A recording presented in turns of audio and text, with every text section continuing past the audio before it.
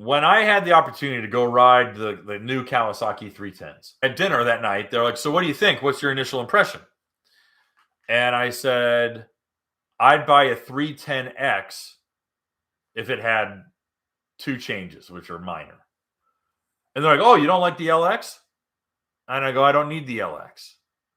And they go, "Oh, but the LX is this, and the LX is that, and the LX is this, and the LX is that." And I said, "The LX keeps me from enjoying the best attributes of this ski."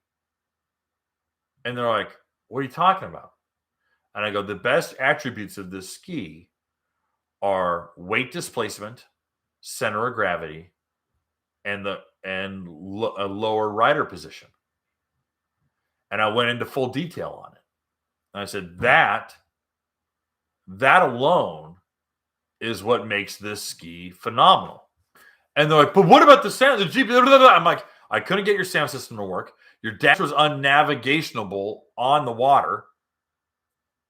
I said, "I don't need the deck extension. I can tie a cooler to my regular rack, a rack. I already have a rack. I can put a fuel system on your 310X. I'd rather have the 310X. I don't need an extra 24 inches of deck space for the back. I don't need the back. I don't need the reverse facing camera." And I was like, "I want to enjoy this ski for the way it was designed." And I was like, "Guys, you have a home run sitting in your hands, and you're trying to convince me I need a windscreen and 4 speakers. I don't need that. I'd like the USB, the USB port. And that's just an addition that any dealer can put on, or I could put on in my garage. Put the USB port in there just so that my phone's not running dead. I don't need all the other crap in the dashboard. Let me just enjoy the damn ski for what it is. Count me in." And they're like, "Oh, okay. Well, you're a racer." So I'm like, "Dude, I'm 44 years old. I got gray in my beard. I got 3 kids. I'm not a racer anymore. All right? I'm 30 pounds over my race weight." I'm like, I'm just a dude who wants to ride the ski because I love this hull, and I love a lot of attributes with the Ultra. And it's funny because I took that conversation and I pulled it out and I put it on my desk for preparation for this week. And I go, that was probably the most cogent thing I could have possibly said. It changes my decision-making paradigm for what I look for in a watercraft. And that is more important than anything else, is how does it ride? How does it ride? And so the neat thing is, if you think similar to me, if you and I are kind of on the same tempo,